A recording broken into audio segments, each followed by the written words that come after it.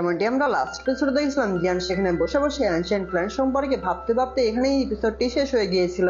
এপিসোডের শুরুতে আমরা দেখতে পাই জিয়ান সেখানে মেডিটেশন করছিল। তারপর জিয়ান তার গ্লেস ফ্লেম দিয়ে সেখানে জিয়ানের ক্লোন বডি তৈরি করে ফেলে।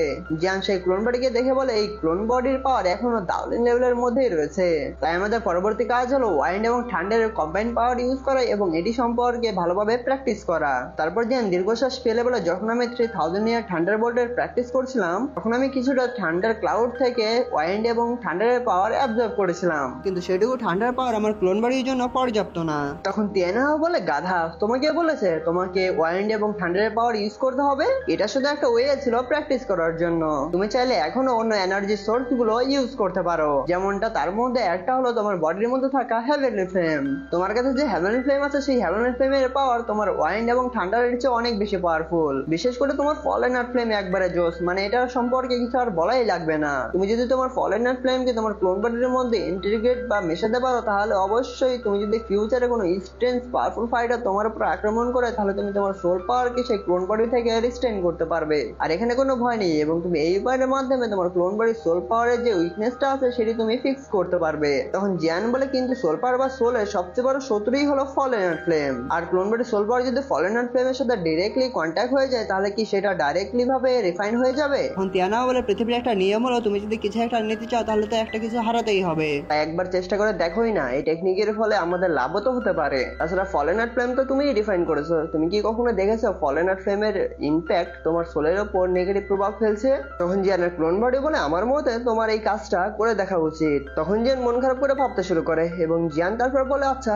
ঠিক আছে, আমি এটি চেষ্টা করব। এবং তারপরে জিয়ান গ্লেস ফ্লেম বের করে ফেলে। তারপর জিয়ান গ্লেস ফ্লেম থেকে লোটাস ফায়ার এবং ফলেন আর্ট ফ্লেমকে আলাদা করে ফেলে, যার ফলে সেখান থেকে অনেক ভয়ানক এনার্জি বের হচ্ছিল। তখন তিয়ানাও জিয়ানকে সাহায্য করার জন্য বের হয়ে আসে। তারপর জিয়ান ফলেন আর্ট ফ্লেমকে তার ক্লোন বডির মধ্যে দিয়ে যায়, যার ফলে ক্লোন বডি অনেক কষ্ট পেতে শুরু করে। সাথে সাথে ক্লোন বডিটার বডিও একদম পুরো ছাই হয়ে যাচ্ছিল। এটা দেখে জিয়ান অবাক হওয়ার সাথে সাথে তিয়ানাও সেই ক্লোন বডির কাছে চলে আসে। তখন তিয়ানাও ক্লোন বডিকে বলে, তুমি একটু শান্ত হও এবং এই ফলেন আর্ট ফ্লেমের যে টেম্পারেচার সেটাকে একটু হ্রাস করার চেষ্টা করো। আর জিয়ান ক্লোন বডি যে তাপমাত্রা সহ্য করতে পারে তার একটা সীমা তাড়াতাড়ি খুঁজে বের করো। তারপর জিয়ান মেডিটেশন করতে শুরু করে দেয়, কিন্তু অন্যদিকে ক্লোন বডি এই ফলেন আর্ট ফ্লেমের কারণে অনেকটাই বেশি কষ্ট পাচ্ছিল। তারপর তিয়ানা বলে, এই তাপমাত্রা ধীরে ধীরে বাড়াও এবং এই তাপমাত্রা সহ্য করার ইফেক্টটা একটু অ্যাচিভ করার চেষ্টা করো। তারপর সে ক্লোন বডি ফলেন আর্ট ফ্লেমকে নিজের মধ্যে রাখার চেষ্টা করতে শুরু করে এবং তার বডির মধ্যে তৈরি হয়ে যায় ফলেন আর্ট ফ্লেম। এটা দেখে তিয়ানাও খুশি হয়ে যায় এবং তারপর জিয়ানা এসে চলে আসতে শুরু করে, কিন্তু তখনই রাত থেকে সকাল হয়ে যায়। তারপর আমরা ডেমন পপেটকে দেখতে পাই যে জিয়ানের সামনে দাঁড়িয়েছিল। তখন জিয়ান বলে, আসলে এই ক্লোনের টেম্পারটা অনেক বেশি ছিল আর এই টেকনিকে যদি আমি সাকসেসফুল হতে চাই তাহলে অবশ্যই 2 থেকে 3 মাস এটাতে প্র্যাকটিস করতেই হবে। তখন তিয়ানা বলে, তুমি কয়েকদিনে যতটুকু প্রোগ্রেস করেছো তার প্রতি তুমি সন্তুষ্ট থাকো, কারণ ফিতিয়ানের যে ক্লোন বডি আছে সেই ক্লোন বডি আমি পর্যবেক্ষণ করে দেখেছি সে অন্তত এই কাজটা করার জন্য 5 বছর সময় লেগেছে, আর তুমি চাচ্ছ তোমার ক্লোন বডিকে 2 মাসের মধ্যে সেরকম করতে? তুমি এত প্রোগ্রেস করার পরও সন্তুষ্ট হতে পারলে না? এটা শুনে জিয়ান একটু লজ্জা পেয়ে যায়। তারপর জিয়ান তার ডেমন পপেটকে স্পেস স্টোরি রিংয়ের মধ্যে নিয়ে নেয়। তিয়ানাও আরো বলে, হিসাব অনুযায়ী তিয়ানো ব্লাড মাউন্টেন পুলের যে ইভেন্টটা আছে সেটা তো ওপেন হয়ে যাওয়ার কথা, তাই না? আমার যতটুকু মনে হচ্ছে সেই জায়গাটা অনেক ভিড় হবে, কারণ সেখানে অনেক মানুষ থাকবে। তুমি যদি এখন এখান থেকে বের না হয়ে যাও তাহলে সেখানে একটি জায়গা দখল করতে হয়তো আর পারবে না। তখন জিয়ান বলে, ঠিক আছে সিনিয়র, এবং এটি বলে জিয়ান সেদিকে যেতে শুরু করে। জিয়ান সেখানে তার গ্লেস ফ্লেম ইউজ করে যাচ্ছিল এবং সাথে সাথে দৌড়েও যাচ্ছিল, কারণ জিয়ান যদি একবার তার উইং বের করে ফেলে এবং ডেমন ফিনিক্স ক্ল্যানের কেউ যদি দেখে ফেলে তাহলে তো জিয়ানের অবস্থা টাটা বাই বাই। তারপর জিয়ান ম্যাপ বের করে এবং সেই জায়গাটার ম্যাপটা ভালো করে চেক করতে থাকে। তারপর জিয়ান আবার সেদিকে হাঁটতে শুরু করে এবং হাঁটতে হাঁটতে জিয়ান আবার তার পুরনো উইং বের করে সেখান দিয়ে যাচ্ছিল। জিয়ান অনেক সময় ধরে এগিয়ে যাচ্ছিল। তারপর জিয়ান দেখতে পায় একটি ডোরকে।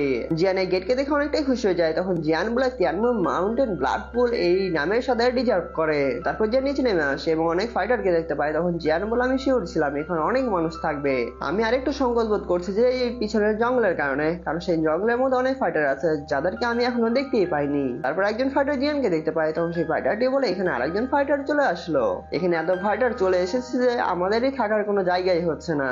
এক এক করে এখানে সকল ফাইটারই প্রায় চলে আসলো। আসলে ভালো কিছু হতে গেলে সকল ফাইটারই একদম পুরোপুরি দৌড়ে চলে আসে। এই ফাইটারদের নিজের যে স্ট্রেংথ আছে সেই স্ট্রেংথ সম্পর্কেও তাদের ধারণা নেই, তারপরেও তারা একদম দৌড়ে চলে আসছে।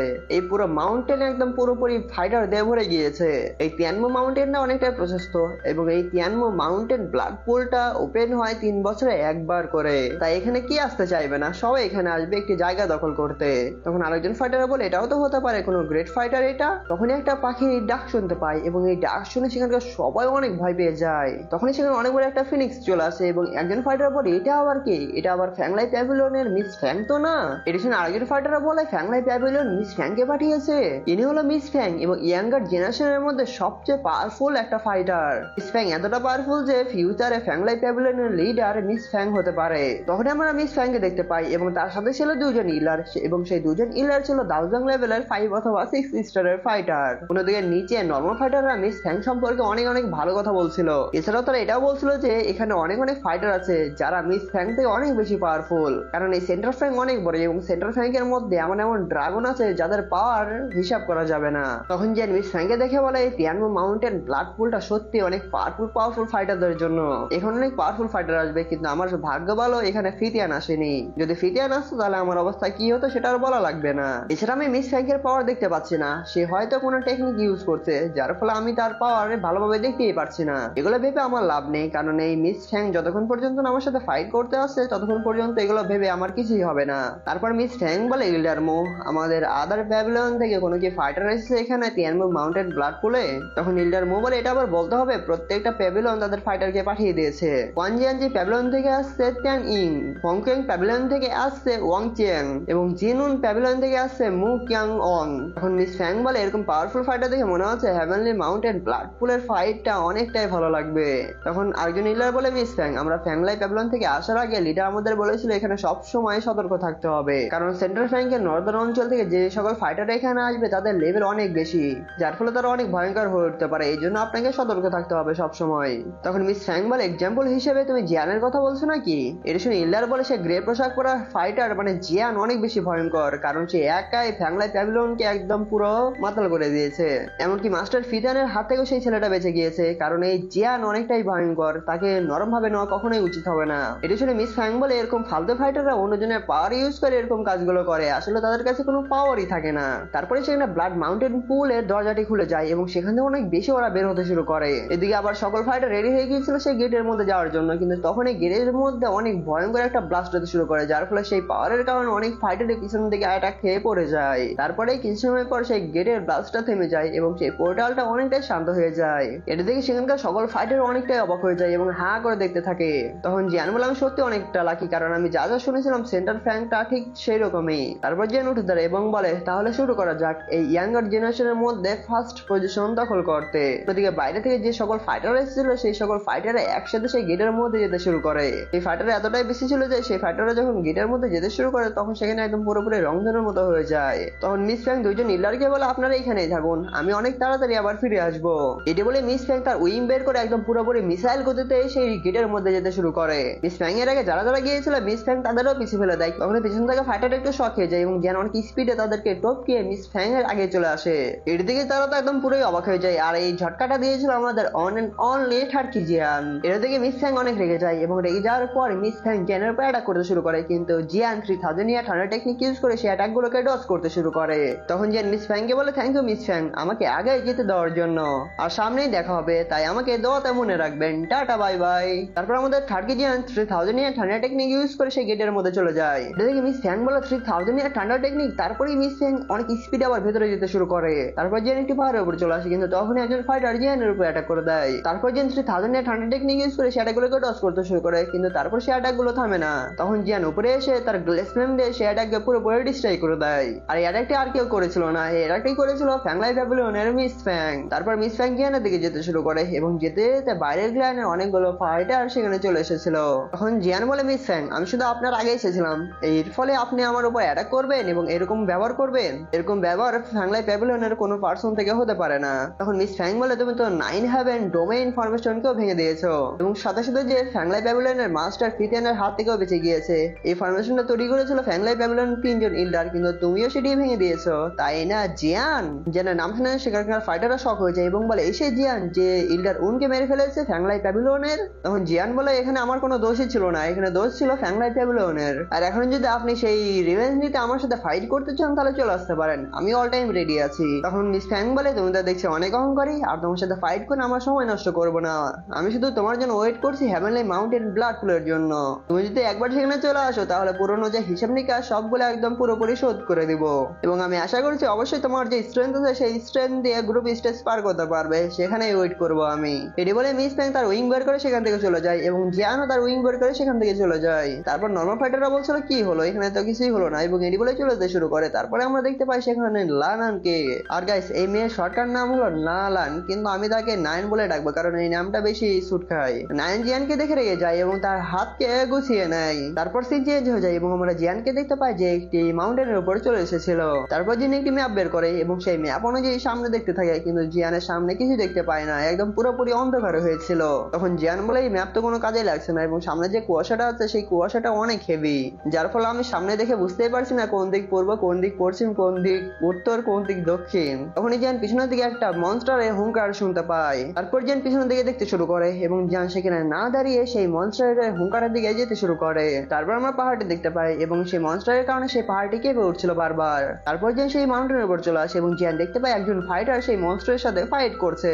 মনস্টারটি সেই ফাইটারের উপর অ্যাটাক করে যাচ্ছিল এবং সেই ফাইটার সেই মনস্টারকে ডজ করছিল খালি। জিয়ান সেই মনস্টারকে দেখে বলে এটা তো লেভেল 6 এর মনস্টার। তারপর আমরা অন্যদিকে দেখতে পাই সেই মনস্টারটি সেই ফাইটারের উপর আইস বার দিয়ে অ্যাটাক করছিল এবং সেই ফাইটারটি সহজে সেই অ্যাটাকগুলোকে ডজ করছিল এবং তার স্টাইলও একটু দেখাচ্ছিল মাঝে মাঝে। অন্যদিকে মনস্টারটি অ্যাটাক করতে থাকে এবং এই ফাইটার সেই অ্যাটাকগুলোকে ডজ করে সেই মনস্টারকে এমন একটি অ্যাটাক করে সেই মনস্টারকে সেখানেই মেরে ফেলে দেয়। তারপর সেই ফাইটারটি থেমে যায় এবং ফাইটার থেমে গিয়ে তার তরবারিকে স্টাইলে ঘোরাতে শুরু করে। তখন সেই ফাইটারটি বলে তুমি যেখানেই আছো বের হয়ে আসো। তারপর জিয়ান সেই ফাইটারের সামনে চলে আসে এবং জিয়ান বলে আমি শুধু এই দিক দিয়ে যাচ্ছিলাম, তাই আপনাকে এগুলো নিয়ে টেনশন করার দরকার নেই। এবং সেই ফাইটারটি বলে আমি অং জিয়ান জি প্যাভিলিয়নের ত্যান ইং, কিন্তু আপনাকে দেখে একটু আমার কাছে অপরিচিত মনে হলো, এই আর কি। আপনি কি আপনার সম্পর্কে কিছু বলবেন? তখন জিয়ান মনে মনে বলে এটা ত্যান ইং। তখন ত্যান ইং বলে তুমি সেই জিয়ান যে ফ্যাংলাই প্যাভিলিয়নের মাস্টারদের সাথে একটু ঝামেলা চলছে? তখন জিয়ান বলে এটা তো ছোটখাটো বিষয় এবং একটি ছোট্ট ফাইট হয়েছিল, এই আর কি। তখন ত্যান ইং বলে যদি ছোটখাটো ফাইট হতো তাহলে ওল্ড মনস্টার ফিতিয়ানের মতো পাওয়ারফুল ফাইটার কখনোই এর মধ্যে আসতো না। এটা দেখেই বোঝা যাচ্ছে তুমি হেভেনলি মাউন্টেন ব্লাড পুলের মধ্যে আর একটা স্ট্রং এনিমি। কিন্তু এখন আর আমাদের কথা বলার আর সময় নেই, আশা করছি সামনের কোনো ফাইটে আমাদের দেখা হবে আর সামনে হয়তো আমরা একসাথে মিলে অনেক কিছু করতে পারবো। তখন ট্যানিং সেখান থেকে চলে যায় এবং জিয়ান সেখানেই দাঁড়িয়ে থাকে। তখন জিয়ান মনে মনে বলে একসাথে মিলে মানে? তারপর জিয়ান সেখান থেকে চলে যেতে শুরু করে এবং যেতে যেতে জিয়ান একটি জায়গায় পৌঁছে যায় এবং জিয়ান আকাশে দেখতে পায় সেখান থেকে অনেক বেশি ওরা বের হচ্ছিল। এই এনার্জি দেখে জিয়ান বলে এখানকার এনার্জিটা অনেক বেশি স্ট্রং, এটা দেখে মনে হচ্ছে তিয়ানশান ব্লাড পুল এখান থেকে আর বেশি দূর হবে না, তাহলে আমি সঠিক ডিরেকশনে আছি। এবং জিয়ান একটি পিল খেয়ে সেদিকে যেতে শুরু করে। তখনই আমরা একটি আওয়াজ শুনতে পাই, সেখানে একটি মেয়েকে অনেকগুলো ফাইটার বিরক্ত করছিল। তারপর জিয়ান আবার যেতে শুরু করে কিন্তু জিয়ান তখনই থেমে যায় এবং জিয়ান একটি আওয়াজ শুনে বলে এটা তো নায়ন মনে হচ্ছে। তারপর আমরা নায়নকে দেখতে পাই যাকে চারিদিক থেকে অনেকগুলো ফাইটার অ্যাটাক করছিল। তখন একজন ফাইটার নায়নকে বলে তাড়াতাড়ি সেই হোয়াইট বক্সটা আমাকে দিয়ে দাও, না হলে তোমার কাছ থেকে জোর করে আমরা নিয়ে নিব। এটা শুনে নায়ন বলে ভাগ, আমি কিছুই দিতে পারবো না। এটা শুনে সেই ফাইটারদের মাথাতে রিং ব্রেক হয়ে যায় এবং নায়নের উপর অ্যাটাক করতে শুরু করে। তখন নায়ন সেই অ্যাটাকগুলোকে ভালোভাবে ডজ করতে শুরু করে। তখন নায়ন দেখতে পায় সে একা সেই তিনজন ফাইটারের সাথে ফাইট করে পারবে না। তখন নায়ন উইন বের করে সেখান থেকে চলে যেতে শুরু করে। তখন সেই তিনজনের মধ্যে একজন ফাইটার তার স্পেশাল পাওয়ার ইউজ করে সেখানে একটি স্লট তৈরি করে এবং সেই স্লট দিয়ে নায়নের উপর অ্যাটাক করে দেয়। তখন নায়ন তার বডিকে বাঁকা করে সেই স্লট গুলোকে ডজ করে ফেলে, যার ফলে নায়ন নিচে চলে আসে। এদিকে সেই দুইজন ফাইটার নায়নকে ঘিরে ধরে একদম মাটির উপর পাঞ্চ মারে, যার ফলে কিছু সময়ের মধ্যে নায়নের চারিদিকে পয়জনের একটি শিল্ড ক্রিয়েট হয়ে যাচ্ছিল। তখন নায়ন তার স্লট গুলোকে ঘোরাতে শুরু করে এবং ঘোরাতে ঘোরাতে সেখানে একটি ফরমেশন তৈরি করে। তারপর আমরা দেখতে পাই সেই শিল্ড ক্র্যাক হতে শুরু করে। অন্যদিকে ফাইটাররা তাদের পাওয়ার ইউজ করে সেখানে একটি ম্যাজিক্যাল বিস্ট ক্রিয়েট করে। অন্যদিকে নায়ন তার স্লট দিয়ে সেই শিল্ডকে ডিস্ট্রয় করে দিয়েছিল। তখনই নায়ন দেখতে পাই তার সামনে মাটির তৈরি ড্রাগন চলে এসেছে। তারপর সেই মাটির তৈরি ড্রাগন নায়নের উপর অ্যাটাক করতে চলে আসে। অন্যদিকে সেই মাটির তৈরি ড্রাগনটি সেই ফরমেশন থেকে একদম ডিস্ট্রয় করে নায়নকে অ্যাটাক করতেই যাবে, কিন্তু তখন আকাশ থেকে চলে আসে হেভি রুলার শট এবং সেই রুলার শটটি ড্রাগনের উপর পড়ে যায়, যার ফলে ড্রাগন একদম মাটির নিচে পড়ে যায়, যার ফলে সেই ড্রাগনটি সেখানে ডিস্ট্রয় হয়ে যায়। তারপর সেখানে অনেক ধোঁয়া ছড়িয়ে পড়ে এবং সেই ধোঁয়ার মাঝখানে আমরা দেখতে পাই ওয়ান এন্ড অনলি টার্কি জিয়ানকে। এটা দেখে সেখানকার একজন ফাইটার জিয়ানকে বলে তুমি কি জানো না আমরা কোন প্ল্যান থেকে বিলংস করি, আর এই ম্যাটারের সাথে তোমার কোনো সংযোগ নেই, তাই তুমি তোমার কাজ করো, আমাদের মধ্যে আসিও না। তখন জিয়ান বলে তোমরা কি পুরুষ মানুষ, তোমরা একসাথে অনেকজন হয়ে একজন মেয়ের উপর অ্যাটাক করছো? যদি এই কথাগুলো বলার কারণে ডিলিং সেক্টরের সাথে ফাইটে করতে হয় তারপর আমার কিছু যায় আসে না। জিয়ানের কথা শুনে নায়ন বলে জি জি জিয়ান, তাহলে আজকের এপিসোডটি কেমন লাগলো সেটা অবশ্যই কমেন্ট বক্সে বলবেন। আর এটি বলে এখানে এপিসোডটি শেষ হয়ে যায়।